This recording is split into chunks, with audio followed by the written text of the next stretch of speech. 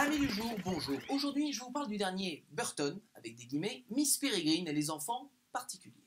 Rapidement, au niveau de la mise en scène, ce film contient, et je les ai comptés, 2 plans burtoniens. 2 plans.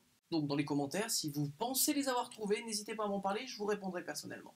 Ce film souffre d'un mal terrible, il ne transmet aucune émotion. Le manque d'âme du métrage diminue l'impact de séquences pourtant spectaculaires. Et je dis ça sans compter l'énorme problème de ton.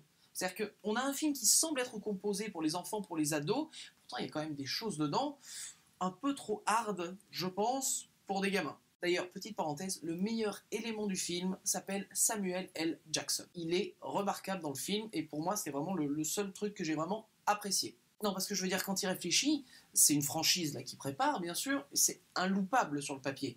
Parce que qu'est-ce qu'on a? Un mélange des X-Men et de Harry Potter, on va dire, avec une petite goutte de Un jour sans fin. Tu peux pas le louper, le truc. Pourtant, Burton, dont la réalisation passe, hein, attention, je dis juste qu'il y a 2 plans burtoniens, mais à part ça, c'est quand même une mise en scène que tu vois, mais ça pourrait être n'importe qui, c'est impersonnel. Mais le problème, indépendamment de ça, c'est que tu as une franchise qui est déjà écrite, qui est déjà toute faite, pourtant, t'as pas envie de voir la suite, parce que c'est tellement mou, plat émotionnellement, que, enfin, il aurait pu y avoir une bombe à la fin qui détruisait tous les personnages, je serais resté totalement immobile, et